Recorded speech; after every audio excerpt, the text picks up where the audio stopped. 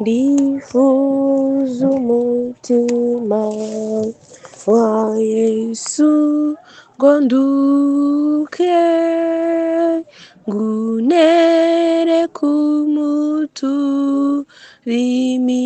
imibabaro yanjye yose ndifuza umwuka wera ngo ambwire icyo ndicyo ngo arusheho kunyereka umwana w'intama. Amen, amen. Imana ishimwe cyane kandi ihabwe icyubahiro ko yuzuye urukundo rwinshi no kugira neza kwinshi. Imana yacu ibihererwe icyubahiro. Ese mwaramutse neza aho muherereye hose? Ndabaramukije mu izina rya Yesu. Niyo waba utaramutse neza ko turi mu isi yangijwe n'icyaha, isi yagezweho n'umuvumo w'ibibi by'ibyaha, uburwayi bubaho, kubura abacu, kunyura mu bibazo n'intambara, gutandukana n'imiryango. Ibyo byose ni ibintu biba bizengurutse iyi si yacu, ndetse n'ibindi ntashobora gushyira muri detayi. Ariko nibura ko wumvise ijwi ry'Imana riguhamagara, ni icyizere kuri wowe, ni ikigaragaza yuko Imana igukunda. Ibyo urwana nabyo ntabwo uri kurwana wenyine, intambara uri kunyuramo ntabwo uri wenyine, burya Imana irabireba. Uramutse ukuye amaso ku bibazo byawe ukayerekeza ku Mana, yiteguye kugufasha ndetse no kugira neza, kuko ari inyembabazi. Imana yacu ihabwa icyubahiro. Rero niyo waba urwaye, niyo waba ubabaye, nishimwe kuba wongewe uyu munsi, kuko wo guheranwa n'ibibazo ukabipfiramo nta wundi mugambi ugize wo kwiyegurira Imana, nyine nta kundi pe, birangira uko urarimbuka. Ariko Imana ikongera uyu munsi ngo wakire Yesu Kristo. Reka mbabwire ngo hari uburuhukiro muri Yesu Kristo. Nubwo waba ufite ibibazo, nubwo waba uri kugeragezwa, nubwo waba uri mu ntambara, nubwo waba uri kunyura mu bihe bigoye, ariko iyo wakiriye Yesu ngo aba yiteguye guha ikiruhuko isi idashobora gutanga kandi idashobora no gukuraho. Imana ihabwa icyubahiro. Kugendana na Kristo uyu munsi ni ibyiringiro byanjye kandi ni ibyiringiro by'uwizera wese. Wewe utarizera nawe uyu munsi wakwizera bikakubera ibyiringiro. Reka dusenge tuganire ku magambo y'umwami. Data wera, Imana ikiranuka, umubyeyi imbabazi, tugushimiye ineza yawe n'urukundo rwawe rwinshi udahema kutugaragariza. Izina ryawe rihabwe icyubahiro. Shimwa ko wongeye uyu munsi ku buzima bwacu, uduhaye amahirwe yo kongera kubaho. Ni ukuri rwose, ni umurimo ukozwe nawe. Kimwe cyose kibayeho uyu munsi kibihawe nawe, guhera ku ukomeye ukageza ku woroheje, ku bakire n'abakene, ku bize n'abatize, twese ni utwongeye amahirwe yo kubaho, kuko kontrole y'ubuzima ibiri mu biganza byawe. Ni ukuri bihererwe icyubahiro Data. Rero kuko uri umunyembabazi kandi kuko uri wo kwizerwa, ndakwinginze ngo uyu munsi wongeye abantu bawe ndetse n'abana bawe, uturinde ko uyu munsi watubera umuvumo, ahubwo utubere umunsi w'umugisha. Ku bakwemeye turushaho guhindurwa bashya nawe, dusezerere rwose ingeso mbi z'ibyaha, kwere rwose nk'uko waduhamagaye ari uwera. Hanyuma n'abatarakwakira mu mitima, bakijijiganya, bagishidikanya, bakiryohewe n'iby'isi kandi byenda gushirana no kwifuza kwayo, reka uyu munsi ubararike imitima kandi bashoboze kwihana. Ni ukuri nibyenda gutyo, izina ryawe rihabwe icyubahiro. Urakoze ko wera kandi urakoze kubasha kuduha ibiri tujye dusaba. Reka ibidukwiriye biduhera ubuntu, amagambo tugiye kwigurira twumvishe kandi ahinguranye imitima yacu, dushoboze kuyagenderamo kugira ngo tubone ibyiza bibonerwa mu kumvira ibyo tugusabye tukwizeye mu izina rya Yesu Kristo. Amen. Amen.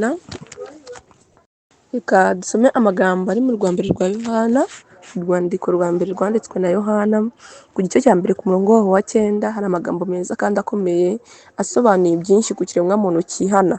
Hari amagambo avuga ngo ariko nitwatura ibyaha byacu niyo yo kwizerwa kandi ikiranukira kutubabarira ibyaha byacu no kutwezaho gukiranirwa kose. Imana ihabwa icyubahiro. Ariko nitugira umutima wo kwatura ibyaha byacu, ibyo twakoreye Imana byose tukabyaturira Imana, kuko ubundi icyaha cyose uba warakoze uba waragikoze mu guhemukira Imana. Nubwo wavuga ati ni mugenzi wanjye twashwanye, ariko burya iyo ugiriye nabi mwene so uba ukoze icyaha kibi Imana yanga.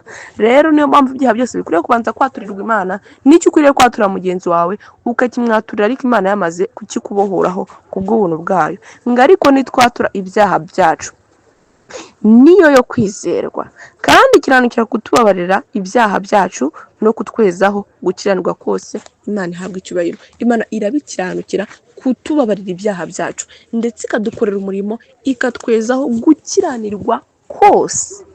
Uyu murimo iyo unkorera uyu munsi nawe ndakwifuriza ngo iwukorere uyu munsi, kuko nubwo tuba twaratangiye urugendo rwa gikristo, ibyo kwezwaho ni byinshi, ibyo gutunganywaho ni byinshi. Intambwe izi n'izi gutsindishirizwa ntabwo umuntu aba arangije urugendo, ahubwo aba atangiye urugendo rurerure cyane, kandi agomba kugenda ahanze amaso ijuru, ahanze amaso Kristo, kugira ngo azabashe kugera mu ijuru amahoro. Rero aya mahirwe n'uyu mugisha ndabyifuza uyu munsi, ndabyifuriza n'umuntu wese, ariko uwihannye n'utihannye, kugira ngo natwe uyu munsi niba hari ibitaraturwa tubyature uyu munsi, niba hari itarezwe tubyezweho uyu munsi ku bw'ubuntu bw'Imana. Imana ihabwe icyubahiro.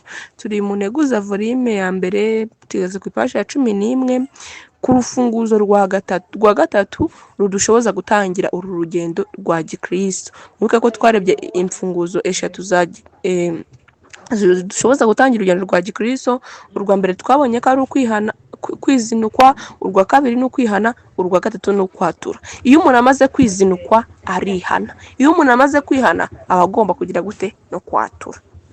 Baranditse ngo kwatura ibyaha, utwikira ibyaha bye ntazayibabarirwa, ariko ubyatura akabireka azababarirwa. Imana ihabwe icyubahiro.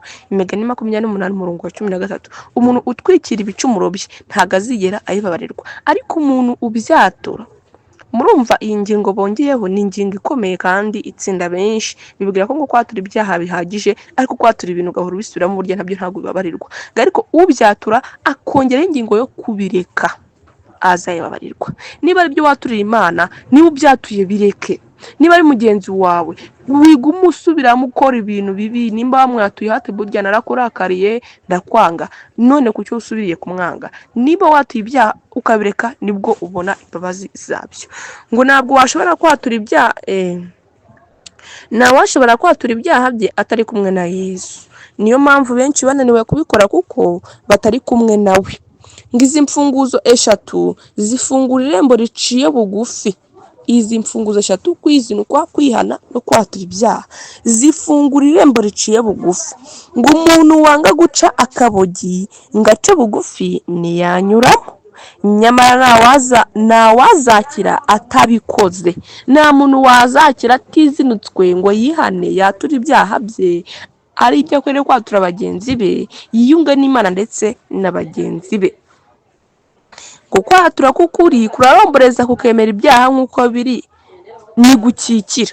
Kwatura k'ukuri kuraromboreza kukemera ibyaha ukuntu biri, ntago kujya gukikira ngo ikintu wakoze ugikikire ugihishire, oya, ahubwo kuratura kuraromboreza. Imana idushoboze kandi iduteze intambwe kugira ngo iyi ngingo yo kwatura yananiye benshi tubashe kwishobora turi kumwe na Kristo Yesu. Ngo dore uko kugenda.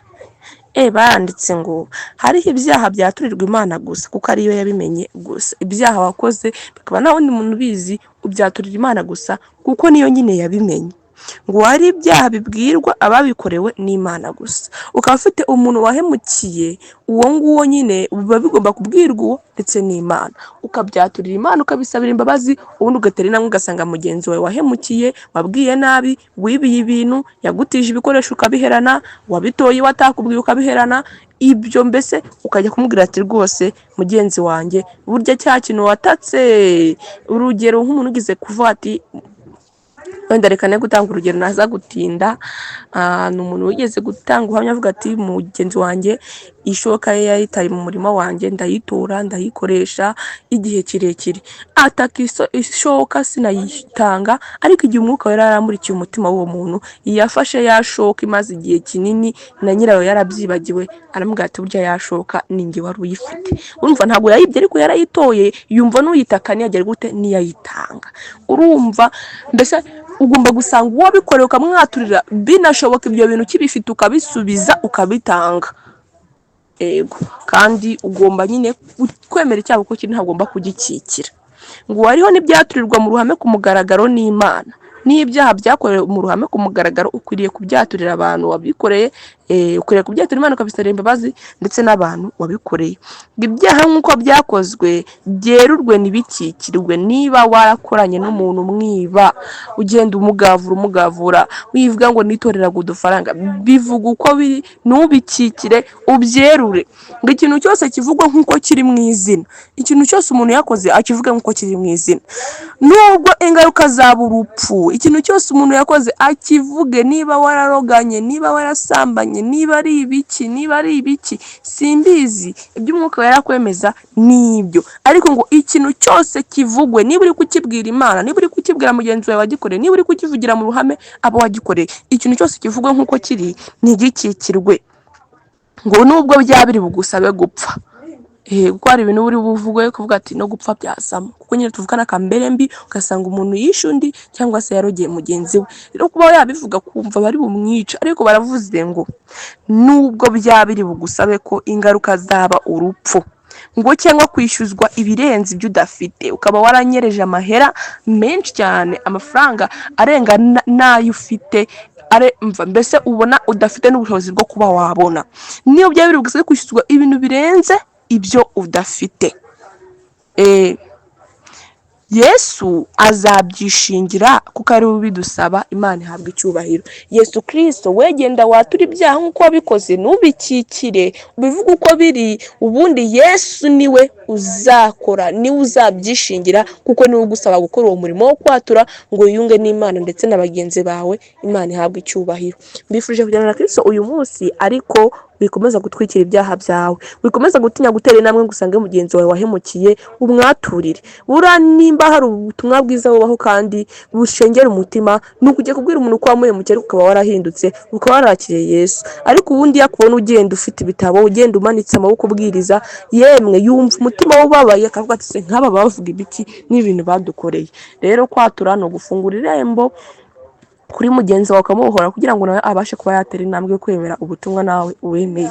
Mbifurije kugendana na Kristo uyu munsi, reka bitubere ibyiringiro twese, nawe utarizera wizere, bikubere ibyiringiro mu izina rya Yesu. Data wera, turagushimye, tugushimiye urukundo dukunda, izina ryawe rihabwe icyubahiro. Tugushimiye ko waduhamagariye kugendera muri iyi nzira ifunganye, ntabwo byoroshye kuyinyuramo, ariko twizeye ko ho Kristo uzabidushoboza. Niyo mpamvu tukwihaye ngo izi mfunguzo ukoresha udushoboze kuzifunguza, kugira ngo tubashe gukomerezwa muri iyi nzira ifunganye. Ni ukuri nibigenda gutyo, izina ryawe rihabwe icyubahiro. Reka Mwami, abatarihana ubashoboze kwihana uyu munsi, abafite ibyaha batindikiye banze kwatura, reka ubateze intambwe yo kubyatura, kuko tubonye ko ngo nawe ushobora kurokoka atabyihannye. Reka imbaraga y'umwuka wawe wera ibashe kubashoboza, kandi bemeze nawe bahagarare iruhande bashoboze kubyatura. Yemwe ngo niyo byaye basaba kwishyura ibirenze ibyo bafite, niyo byabageza ku rupfu, reka ubibashoboze kuko uri umunyembabazi, kandi uvuze ko uzabishingira. Izina ryawe rihabwe icyubahiro. Urakoze ko wera rero, reka byose wowe uko ubishaka, izina rya Yesu Kristo, amen.